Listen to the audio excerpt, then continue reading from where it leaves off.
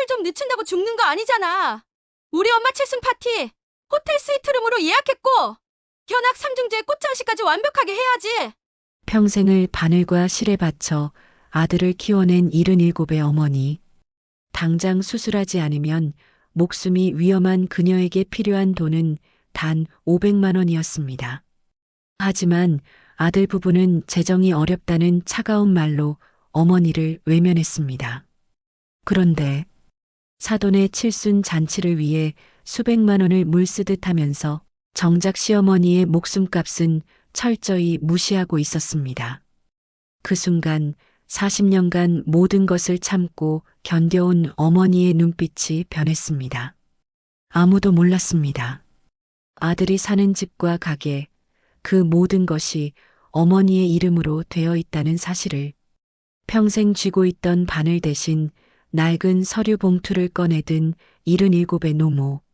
과연 그녀는 어떤 방법으로 철면피 같은 아들 부부에게 인생 최대의 충격을 안겨주게 될까요? 오늘의 이야기 시작합니다. 그 전에 잠깐 구독과 좋아요 눌러주시면 큰 힘이 됩니다. 새벽 5시 박순애 씨의 작은 세탁소는 언제나처럼 뜨거운 증기로 가득했습니다.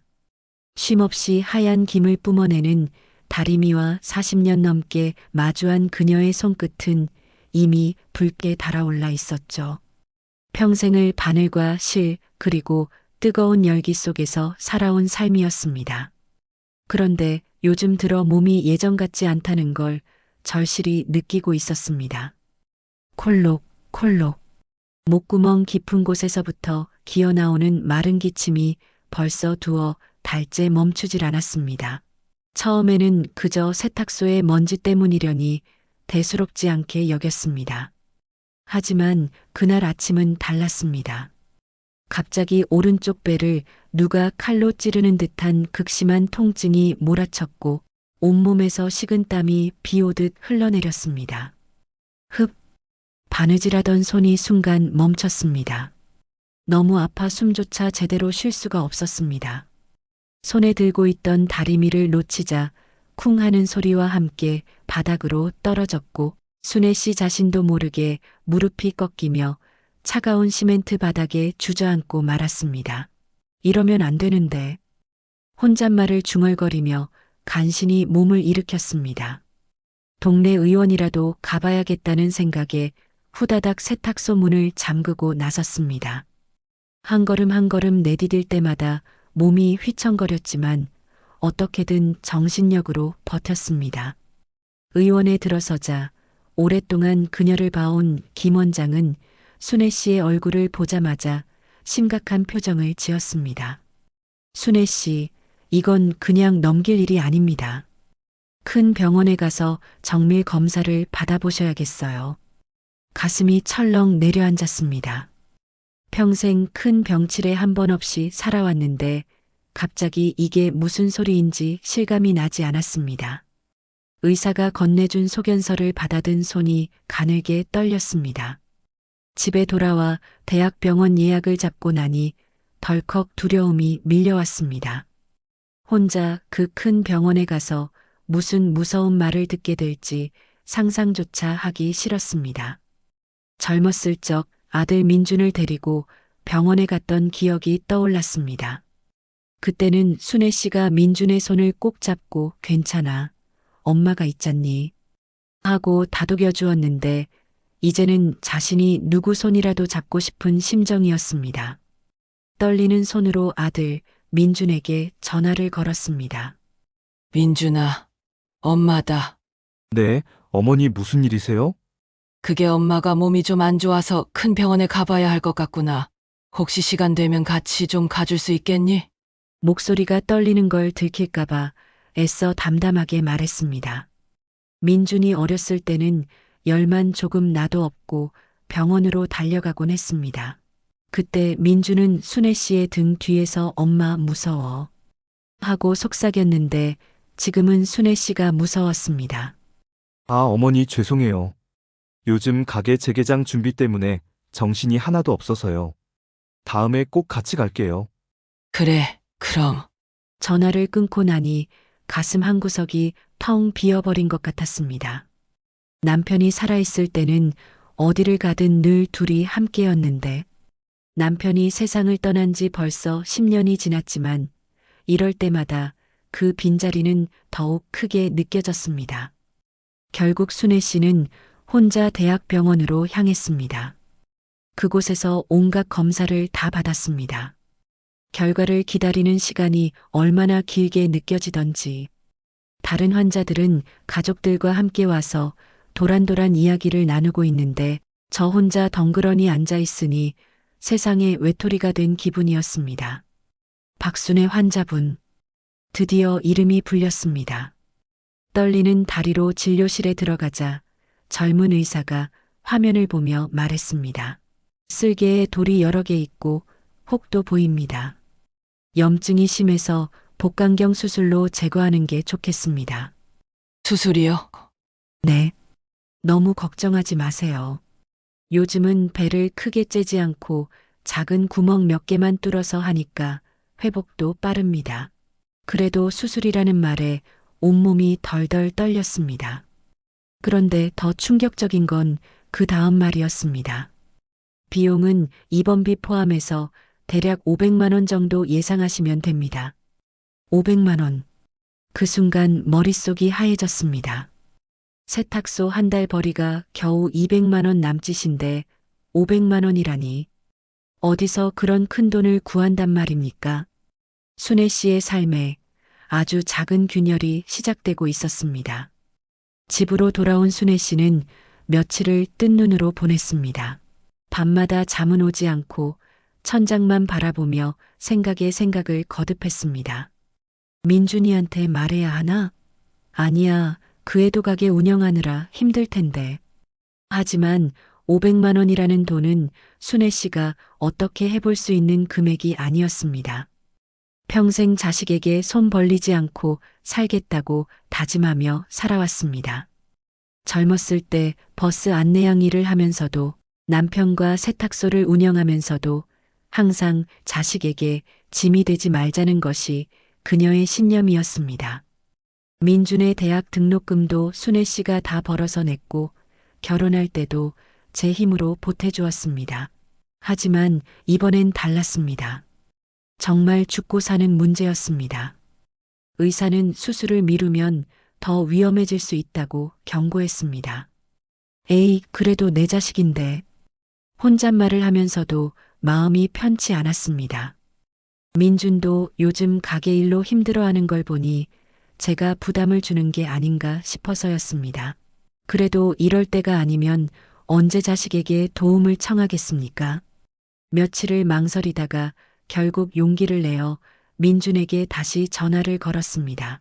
손이 부들부들 떨려서 번호를 누르는 것조차 힘들었습니다. 민준아, 엄마가 정말 어쩔 수 없어서 그러는데. 목소리가 떨렸습니다. 평생 처음으로 자식에게 돈 이야기를 꺼내야 하는 순간이었습니다. 수술을 받아야 하는데 500만 원이 필요하구나. 엄마가 어떻게 해볼 방법이 없어서. 혹시 도와줄 수 있겠니? 수화기 너머로 한동안 침묵이 흘렀습니다. 그 짧은 시간이 순애 씨에게는 영원처럼 느껴졌습니다.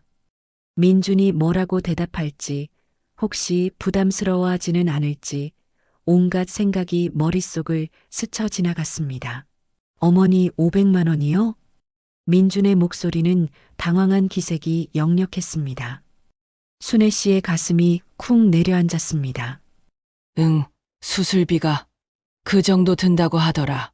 아, 그게 어머니. 요즘 저희도 상황이 좀. 말끝을 흐리는 민준의 목소리에서 이미 답을 알 수 있었습니다. 하지만 포기할 수는 없었습니다. 그럼 직접 만나서 이야기할까? 가게로 갈게. 네, 그러세요. 무거운 마음으로 민준의 가게로 향했습니다. 걸어가는 내내 가슴이 두근거렸습니다. 평생 자식에게 돈 달라고 해본 적이 없는데 이런 날이 올 줄은 꿈에도 몰랐습니다. 가게에 도착하니 아들 민준과 며느리 지연이 탁자에 앉아 있었습니다. 순애 씨가 들어서자 둘 다 어색한 표정을 지었습니다. 앉으세요, 어머님. 며느리 지연이 의례적으로 인사했지만 그 목소리에는 온기가 느껴지지 않았습니다. 민준도 평소보다 어딘가 경직된 모습이었습니다. 민준아, 엄마가 전화로 말한 그 일인데 어머니, 솔직히 말씀드리면 저희도 요즘 상황이 좀 어려워서요. 민준이 지연을 힐끔 쳐다보더니 말을 이었습니다. 대출금도 아직 많이 남았고, 기계 할부도 있고, 정말 죄송하지만 당장은 힘들 것 같아요. 그래도 500만 원이면 순애 씨가 말을 채 끝내기도 전에 며느리 지연이 끼어들었습니다. 어머님, 저희 정말 여유가 없어요. 요즘 가게 장사가 얼마나 힘든지 아세요? 재료비는 오르고 손님은 줄어들고. 지연의 말투는 점점 날카로워졌습니다. 마치 순애 씨가 무리한 요구를 하는 사람인 것처럼 말했습니다. 다음 달에는 좀 나아질 것 같으니까, 그때 다시 얘기해요. 민준의 말에 순애 씨의 마음이 무너져 내렸습니다. 다음 달이라니. 의사는 빨리 수술받는 게 좋다고 했는데 알겠다. 그럼 엄마가 다른 방법을 찾아볼게. 더 이상 말하고 싶지 않았습니다. 자존심이 상했고 무엇보다 아들과 며느리의 차가운 반응이 너무나 서러웠습니다. 가게를 나와 집으로 돌아가는 길이 얼마나 무겁던지. 평생 민준을 위해 고생했는데 정작 제가 도움이 필요할 때는 이런 대접을 받는구나 싶어서 눈물이 났습니다. 매달 손주 학원비로 100만 원씩 보태주고 있었는데 그들이 힘들다고 하니 그것도 기꺼이 해주고 있었습니다. 그런데 정작 순애 씨의 생사가 달린 수술비를 부탁하니 이렇게 차갑게 대하다니 정말 허탈했습니다. 자식에게 거절당한 후 순애 씨는 다른 방법을 찾아야만 했습니다. 며칠을 고민하다가 결국 남편의 큰형님, 즉 시아주버니에게 전화를 걸기로 마음먹었습니다. 과거에 남편이 보증까지 서준 적이 있었으니 혹시나 하는 마음이 들었습니다. 하지만 평소에 자주 연락하던 사이도 아니었고 이런 일로 전화하기가 정말 망설여졌습니다. 전화기를 들었다 놓았다를 몇 번이나 반복했는지 모릅니다. 여보세요, 아주버님. 저 순애예요. 아, 재수씨. 오랜만이네. 그동안 어떻게 지냈어? 네, 아주버님. 그게 제가 정말 어쩔 수 없어서 연락드렸는데. 목소리가 떨렸습니다. 이런 말을 꺼내기가 얼마나 어려운지. 몸이 좀 안 좋아서 수술을 받아야 하는데 비용이 많이 들어서요. 그런데 시아주버니의 목소리가 갑자기 차가워졌습니다. 재수씨, 아들 민준이가 멀쩡하게 있는데 왜 우리한테 그런 소리를 해? 자식이 부모 돌보는 게 당연한 거 아니야? 가슴이 철렁 내려앉았습니다. 아주버님, 그게 민준이도 요즘 사정이 어려워서. 아니, 재수씨. 솔직히 말하면 우리도 요즘 경기가 안 좋아서 힘들어. 그리고 자식 놔두고 형제한테 손 벌리는 건 좀 아니지 않나? 그런 식으로 살면 안 되는 거야. 시아주버니의 말 한마디 한마디가 순애 씨의 가슴에 비수처럼 꽂혔습니다.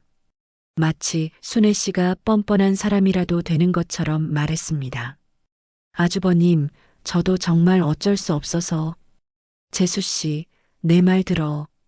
자식한테 제대로 부탁해봐. 그게 순리야. 뚝 하고 끊어진 전화 소리가 귀에 아프게 박혔습니다. 손이 부들부들 떨렸습니다. 평생 처음으로 가족에게 도움을 청했는데 이런 모욕적인 말을 들을 줄은 몰랐습니다. 은행에도 가봤지만 담보로 내놓을 것이 없는 순애 씨에게는 문턱이 너무 높았습니다. 그러던 중 이상한 전화 한 통을 받았습니다. 어머님, 대출 신청하셨죠? 정부 지원 사업이라서 이자도 낮고. 정말요? 그럼 어떻게? 일단 수수료 50만 원만 입금해 주시면. 뭔가 이상해서 은행 창구 직원에게 물어보니 전화 금융 사기라고 했습니다. 절박한 사람을 2번 울리는 세상이 원망스러웠습니다. 그러던 어느 날 순애 씨는 수선할 앞치마를 가져다 주러 민준의 가게에 들렀습니다. 평소보다 이른 시간이라 손님이 별로 없었습니다. 앞치마를 전해주려고 가게 뒤편으로 갔는데 사무실 문이 살짝 열려 있었습니다. 그때 며느리 지연의 목소리가 들려왔습니다. 자기야, 우리 엄마 칠순 준비 어떻게 되고 있어? 호텔 연회장 예약했다고 했잖아. 우리 엄마가 나 여기까지 키우셨는데 이번엔 제대로 해드려야지. 호텔 방도 잡고 선물도 아끼지 말고. 순애 씨는 제 귀를 의심했습니다. 호텔 연회장이라니. 그 다음에 들려온 지연의 말에 순애 씨의 온몸이 얼어붙었습니다. 시어머니 수술 좀 늦춘다고 죽는 거 아니잖아. 우리 엄마 칠수는 날짜가 정해져 있단 말이야. 조용히 뒤돌아 나와 세탁소로 돌아왔습니다. 의자에 앉아 눈물을 훔치고 있는데 너무 속상하고 어디다 털어놓을 데도 없어 정말 막막했습니다. 그때 옆가게 영자 언니가 지나가다 순애 씨를 발견했습니다. 순애야, 왜 그렇게 울고 있어? 무슨 일이야? 더 이상 혼자 끙끙 앓고 있을 수가 없어서 모든 걸 털어놓았습니다. 그 인간들이 정말 아니, 세상에 그런 자식이 어디 있어? 시어머니, 수술비는 없다면서 사돈 잔치는 호텔에서 한다고? 영자 언니가 제 일처럼 화를 내주니 순애 씨의 마음이 조금은 위로가 되었습니다. 평생 참고 참았던 분노가 그 순간 차가운 결심으로 바뀌고 있었습니다. 자식에게 버림받고 세상에 홀로 남겨진 듯한 절망 속에서 순애 씨에게 손을 내밀어 준 것은 피를 나눈 가족이 아닌 이웃이었습니다. 영자 언니는 순애 씨의 이야기를 듣고는 한숨도 자지 못했다며 다음 날 아침 일찍 세탁소로 찾아왔습니다. 순애야, 너 속상해하지 마. 무슨 방법이 있을 거야. 언니 고마운 마음은 정말 간절하지만 500만 원이라는 큰 돈을 어떻게 해. 걱정하지 마. 내가 방법을 찾아볼게. 우선 내 적금부터 깨보자. 영자 언니는 그 길로 바로 은행에 가서 적금을 해약하고 300만 원을 마련해 주었습니다. 손에 든 돈 봉투를 보니 정말 믿기지가 않았습니다. 언니, 이걸 어떻게 받아? 받아야지. 내가 언제 너한테 신세 안 졌나? 예전에 가게 앞에서 넘어졌을 때 누가 나 업고 병원까지 갔는지 기억 안 나? 그때 너 없었으면 나 큰일 날 뻔했어. 영자 언니가 순애 씨의 손을 꼭 잡으며 말했습니다. 돈은 다시 모으면 되지만 사람은 한 번 가면 끝이야. 너는 꼭 살아야 해. 눈물이 왈칵 쏟아졌습니다. 하지만 300만 원으로는 아직 200만 원이 부족했습니다. 집에 돌아와 이것저것 뒤져보았습니다. 남편이 남긴 금반지와 은수저 세트가 눈에 들어왔습니다. 마음이 아팠지만 어쩔 수 없었습니다. 여보, 미안해요. 이럴 줄 알았으면 더 아껴둘걸. 금은방에 가서 팔고 나니 90만 원이 손에 쥐어졌습니다. 그래도 여전히 110만 원이 모자랐습니다. 동네 신용협동조합에도 가봤습니다.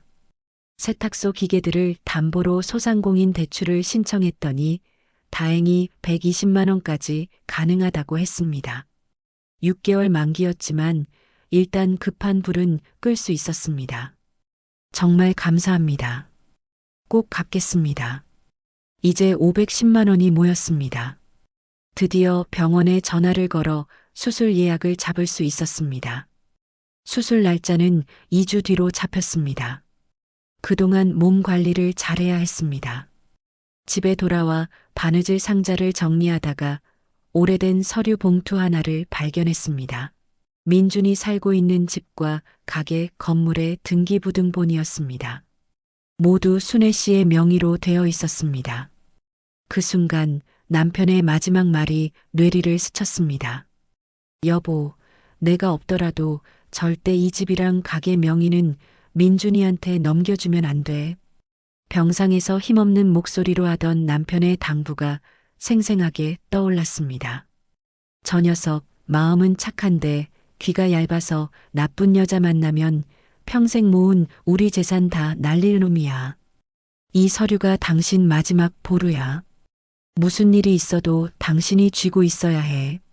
그때는 남편이 너무 심하다고 생각했었는데 이제야 그 말의 의미를 알 것 같았습니다. 봉투 안에는 사용대차 확인서도 있었습니다. 민준이 결혼할 때 집이 필요하다고 해서 무상으로 사용할 수 있게 해준 서류였습니다. 가게 건물도 마찬가지였습니다. 그때는 당연히 가족이니까 그럴 수 있다고 생각했는데 이제는 상황이 달라졌네. 순애 씨는 서류들을 다시 봉투에 넣고 바느질 상자 깊숙이 넣어두었습니다. 당장 필요한 건 아니지만 언젠가는 써야 할 날이 올 것만 같았습니다. 며칠 뒤 동네 꽃집 아주머니를 통해 아들 부부가 호텔 파티 준비로 분주하다는 소식을 들었습니다. 꽃값만 몇백만 원어치를 주문했다는 말에 가슴이 답답해졌습니다. 그 돈이면 제 수술비를 충분히 도와줄 수 있었을 텐데 이제는 완전히 선을 그어야 할 때가 온 것 같았습니다. 더 이상 그들의 이기적인 행동을 지켜보고만 있을 수는 없었습니다. 수술 날짜가 다가올수록 순애 씨의 마음은 더욱 단단해졌습니다. 이것은 단순히 병을 치료하는 것을 넘어 자신의 존엄을 되찾고 새로운 삶을 시작하기 위한 싸움의 시작이었습니다. 순애 씨는 영자 언니에게 조심스럽게 물었습니다. 언니, 혹시 아는 변호사 있어? 법적인 일을 좀 처리해야 할 것 같아서. 영자 언니는 놀란 표정을 짓더니 이내 고개를 끄덕였습니다. 내 조카가 변호사야. 큰 법무법인에서 공익 업무를 담당하고 있어. 착수금 없이도 상담해 줄 수 있을 거야. 정말? 그럼 좀 소개해줘. 드디어 계획이 구체화되기 시작했습니다. 더 이상 당하고만 있을 수는 없었습니다. 순애 씨는 영자 언니의 조카인 이진우 변호사를 만나러 갔습니다. 평생 변호사 사무실에 가본 적이 없었기에 마음이 떨렸지만 이제는 어쩔 수 없었습니다. 안녕하세요. 이모님께 말씀 들었습니다. 박순애 어르신이시죠? 이진우 변호사는 생각보다 젊고 친절해 보였습니다. 네. 그런데 착수금이 많이 들까요? 아닙니다. 이모님 부탁이시니 상담은 무료로 해드리겠습니다. 일단 어떤 일인지 말씀해 보세요. 순애 씨는 가져온 서류들을 보여주며 그간의 상황을 모두 설명했습니다. 민준이 살고 있는 집과 가게 건물이 모두 자신의 명의라는 것, 무상으로 사용하게 해주었지만 이제는 상황이 달라졌다는 것까지. 아, 사용대차 계약이군요. 어르신께서 소유자이시니 언제든지 해지 통보를 할 수 있습니다. 그럼 어떻게 하면 되나요? 내용 증명으로 사용대차 해지 통보를 보내고 일정 기간이 지난 후에도 나가지 않으면 명도 소송을 진행할 수 있습니다. 아니면 정식 임대차 계약을 제한하는 방법도 있고요. 이진우 변호사가 자세히 설명해 주니 이해가 되었습니다. 순애 씨가 소유자이니 자신의 권리를 당당히 행사할 수 있다는 것이었습니다. 그런데 정말 괜찮을까요? 가족인데. 어르신, 가족이라고 해서 법적 권리가 없어지는 건 아닙니다. 오히려 가족이니까 서로 배려해야 하는 건데 지금 상황을 보면 이진우 변호사도 순애 씨의 이야기를 듣고는 화가 나는 듯 했습니다. 우선 내용 증명 발송부터 준비해보죠. 사용대차 해지 통보와 함께 정식 임대차 계약 체결을 제한하는 내용으로요. 그럼 언제부터 시작할까요? 어르신 수술 끝나고 회복되신 다음에 하시는 게 좋을 것 같습니다. 지금은 몸 관리가 우선이니까요. 그렇게 모든 준비를 마쳤습니다. 수술 후에 본격적으로 시작하기로 했습니다. 수술 전날 밤 순애 씨는 스트레스 때문인지 과로로 쓰러질 뻔했습니다. 다행히 배달 기사 청년 준호가 지나가다 발견해서 도와주었습니다. 할머니, 괜찮으세요? 병원 가셔야 하는 거 아니에요? 고맙다, 준호야. 내일 수술 받으러 가야 해서 그런가 봐. 혼자 가세요? 보호자는요? 혼자 가야지 뭐. 별 수 있나? 준호는 안쓰러운 표정을 지으며 다음 날 아침 병원까지 오토바이로 데려다 주겠다고 했습니다. 그날 밤 순애 씨는 바느질 상자에서 서류들을 다시 꺼내 보았습니다. 등기부등본과 사용대차 확인서, 그리고 이진우 변호사가 준비해준 내용증명 초안까지. 모든 준비는 끝났습니다. 돌려받고 보내주자. 혼잣말을 중얼거리며 서류들을 다시 정리했습니다. 수술을 받고 회복하면 그때가 바로 반격의 시작이었습니다. 수술실에 들어가기 전 순애 씨는 마지막으로 생각했습니다. 이제 정말 새로운 시작이 될 거라고. 그동안 참고 참았던 모든 것들을 정리할 때가 왔다고. 마취가 시작되면서 의식이 흐려져 갔습니다. 마지막으로 떠올린 건 남편의 얼굴이었습니다. 여보, 이제 우리 재산 제가 제대로 지켜낼게요. 수술이 끝나고 의식을 되찾았을 때 병실 천장의 하얀 형광등이 가장 먼저 눈에 들어왔습니다. 온몸이 욱신거렸지만 살아있다는 것이 느껴졌습니다. 마취에서 깨어나는 순간 목구멍이 바짝 말라 침을 삼키기조차 힘들었습니다. 할머니, 깨셨어요? 수술 잘 끝났어요. 간호사가 다가와 말해주었습니다. 복강경 수술이라 상처는 작았지만 전신 마취의 후유증으로 몸이 말을 듣지 않았습니다. 배 쪽에서는 둔한 통증이 계속 밀려왔지만 그래도 숨을 쉴 수 있다는 것만으로도 감사했습니다. 간호사가 가족에게 연락할지를 물었지만 순애 씨는 고개를 저었습니다. 그들은 지금쯤 호텔 파티의 여운에 빠져 있을 테니까요. 순애 씨의 병실은 텅 비어 있었습니다. 다른 병실에서는 가족들이 와서 간병하는 소리가 들려왔지만 순애 씨의 병실만은 유독 조용했습니다. 이틀째 되던 날 배달 기사 준호가 과일 바구니를 들고 병문 안을 왔습니다. 피 한 방울 섞이지 않은 젊은 청년이 자신을 이렇게 챙겨주는데 정작 제 아들은. 영자 언니도 매일같이 찾아와 죽을 끓여다 주고 속옷까지 챙겨주었습니다. 순애야, 몸은 좀 어때? 많이 좋아졌어? 언니 의사 선생님이 회복이 빠르다고 하시더라. 그런데 민준이는 한 번도 안 왔네. 응, 바쁜가 봐. 바쁘긴. 어머니 수술보다 바쁜 일이 어디 있어? 영자 언니가 화를 내주니 오히려 마음이 조금은 위로가 되었습니다. 수술 사흘째 드디어 민준에게서 연락이 왔습니다. 전화벨 소리를 듣는 순간 가슴이 두근거렸습니다. 혹시 늦게라도 정신을 차린 건 아닐까 하는 마지막 기대감이 있었습니다. 어머니, 수술 잘 받으셨어요? 응, 잘 받았다. 죄송해요. 파티 정리하느라 정신이 없어서. 곧 병문안 갈게요. 파티 정리라니. 그 순간 순애 씨의 마음속에 남아있던 마지막 기대마저 산산이 부서졌습니다. 어머니의 수술보다 파티 정리가 더 중요했던 것입니다. 다음 날 민준과 지연이 왔을 때 순애 씨는 이미 마음을 정리한 상태였습니다. 그들이 들고 온 음료수 상자 하나를 보며 씁쓸한 웃음이 나왔습니다. 호텔 파티에는 몇백만 원을 쓰면서 어머니 병문안에는 음료수 상자 하나라니. 어머니 많이 아프셨죠? 죄송해요. 지연이 형식적으로 인사했지만 그 목소리에는 진심이 느껴지지 않았습니다. 엄마, 병원비는 어떻게 하셨어요? 민준의 질문에 가슴이 답답했습니다. 지금 병원비를 걱정하다니. 친구한테 빌리고 금반지도 팔고 어떻게든 했다. 민준과 지연이 서로 눈치를 보는 모습이 보였습니다. 사돈한테는 몇백만 원씩 쓰면서 시어머니 수술비 500만 원은 없었다는 거지. 순애 씨의 말에 지연의 얼굴이 새파래졌습니다. 어머니, 그건 좀 다른 문제고. 뭐가 다르니? 돈은 똑같은 돈 아니야?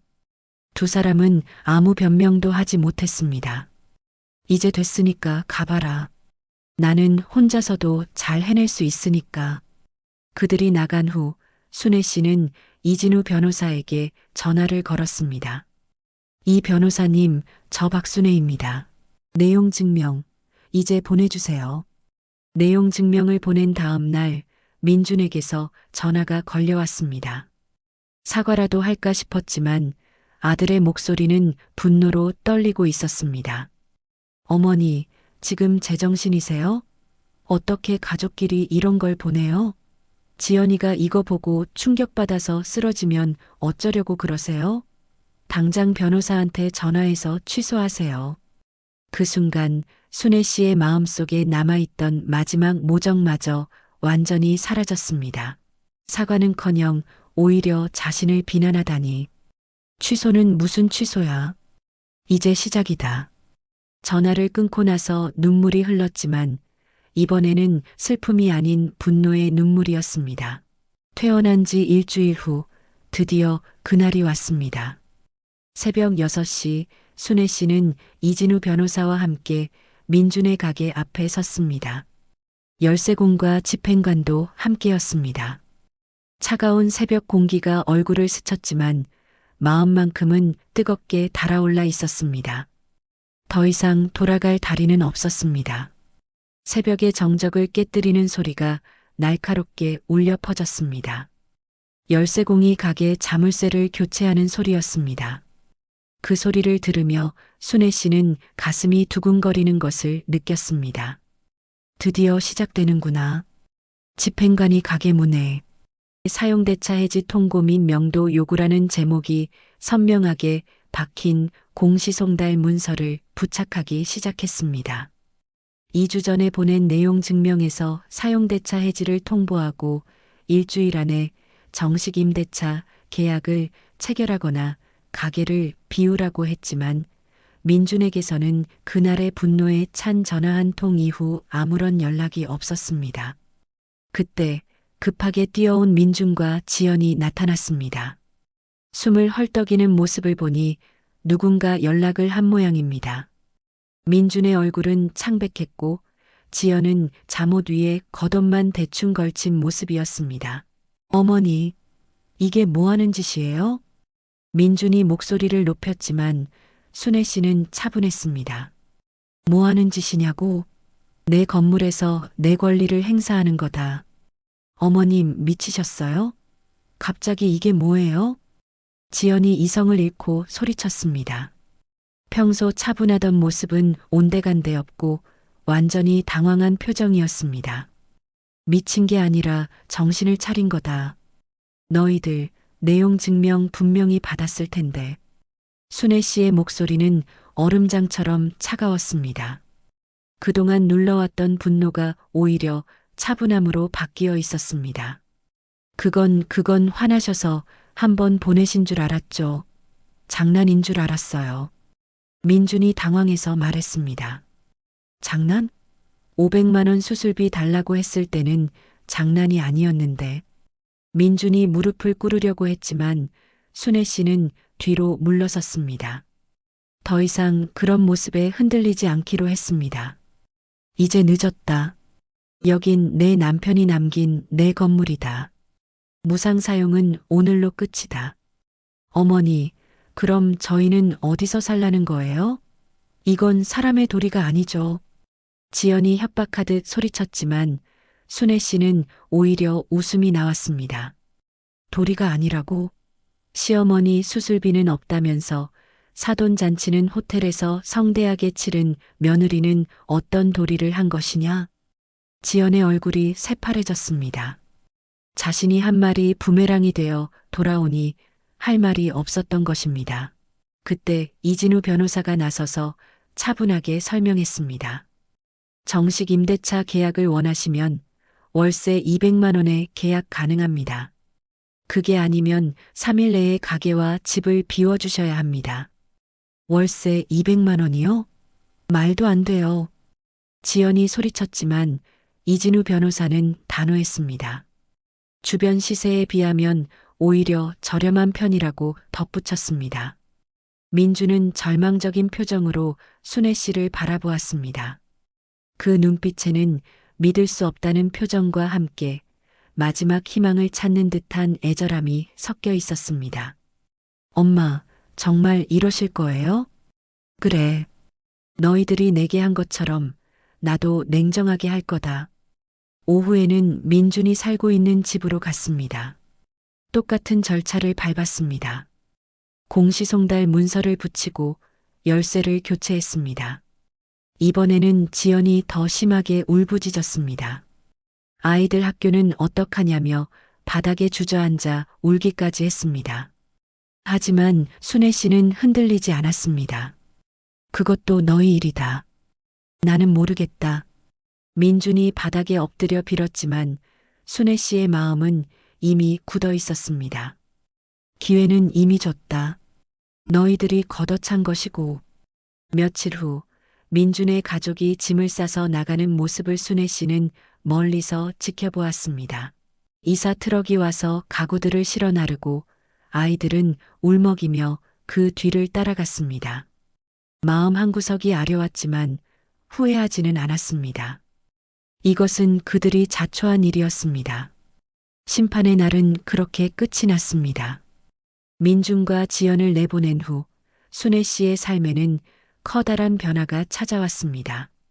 가게는 새로운 젊은 부부에게 월세 200만 원을 받고 정식으로 임대했습니다. 집은 매각하기로 했습니다. 너무 큰 집이라 혼자 살기에는 부담스러웠기 때문입니다. 영자 언니에게 빌렸던 돈은 이자까지 두둑하게 얹어 가장 먼저 갚았습니다. 순애야, 이자는 왜 줘? 그냥 받기도 미안한데. 언니 받아줘. 그래야 내 마음이 편해. 신용협동조합 대출도 깨끗하게 상환했습니다. 이제 순애 씨에게는 매달 꼬박꼬박 들어오는 임대료 수입과 집을 팔아서 생긴 목돈이 있었습니다. 더 이상 돈 때문에 누구에게 아쉬운 소리를 할 필요가 없어진 것입니다. 집을 판 돈으로 세탁소 근처에 작지만 깔끔한 오피스텔을 하나 얻었습니다. 혼자 살기에 딱 적당한 크기였습니다. 새 집에서 보내는 시간은 정말 평화로웠습니다. 아무 눈치 볼 필요 없이 오롯이 자신이 하고 싶은 대로 살 수 있었습니다. 어느 날 동네 주민센터에서 제안이 들어왔습니다. 박순애 어르신, 40년 바느질 경력이면 정말 대단하신 거예요. 저희 복지관에서 어르신들께 옷수선 기술을 가르쳐 주실 수 있으세요? 처음에는 순애 씨가 뭘 가르칠 수 있을까 싶었지만 영자 언니가 첫 수강생이 되어주겠다고 나섰습니다. 순애야, 나도 배우고 싶어. 혼자 사는 사람들끼리 서로 도우며 살자. 배달기사 준호도 홍보를 도와주었습니다. 동네 곳곳에 전단지를 붙이고 다니며 박순애 할머니 바느질 교실, 완전 무료라고 소문을 내주었습니다. 첫 수업날 어르신들이 하나둘 모여들었습니다. 낡은 옷을 들고 와서 이거 고칠 수 있을까요? 하고 물어보는 모습이 너무나 고마웠습니다. 그럼요. 버릴 옷은 없어요. 다 새 옷으로 만들어 드릴게요. 바늘을 들고 한 땀 한 땀 가르쳐 드리는데 이렇게 보람찬 일이 또 있을까 싶었습니다. 40년간 쌓아온 순애 씨의 기술이 누군가에게 도움이 된다는 사실이 얼마나 뿌듯했는지 모릅니다. 어느 봄날 순애 씨는 영자 언니와 함께 바닷가로 여행을 떠났습니다. 남편과 처음 만났던 그 바닷가였습니다. 파도 소리를 들으며 모래사장을 걷는데 마음이 정말 평화로웠습니다. 여보, 이제 나도 내 인생을 살고 있어요. 바다를 바라보며 혼잣말을 중얼거렸습니다. 영자 언니가 순애 씨의 어깨를 토닥이며 말했습니다. 순애야, 앞으로 우리 함께 행복하게 살자. 그래, 언니. 이제 시작이야. 77세에 시작하는 새로운 인생. 늦었다고 생각하지 않았습니다. 오히려 이제야 진짜 자신의 삶이 시작되는 것 같았습니다. 누군가를 위한 희생이 아닌 자신을 위한 삶. 그것이 진짜 품격이고 스스로에 대한 존중이었습니다. 순애 씨는 깨달았습니다. 진정한 사랑은 무조건적인 희생이 아니라 때로는 단호하게 자신을 지켜내는 것임을. 순애 씨의 마지막 바늘땀은 이제 더 이상 누군가를 위해서가 아니라 우리 모두의 따뜻한 삶을 위해, 그리고 무엇보다 자기 자신을 위해 쓰일 것이었습니다. 오늘도 귀한 시간 내어 끝까지 시청해주신 구독자 여러분 진심으로 감사드립니다. 오늘의 이야기가 마음을 울렸다면 구독과 좋아요, 댓글 부탁드립니다.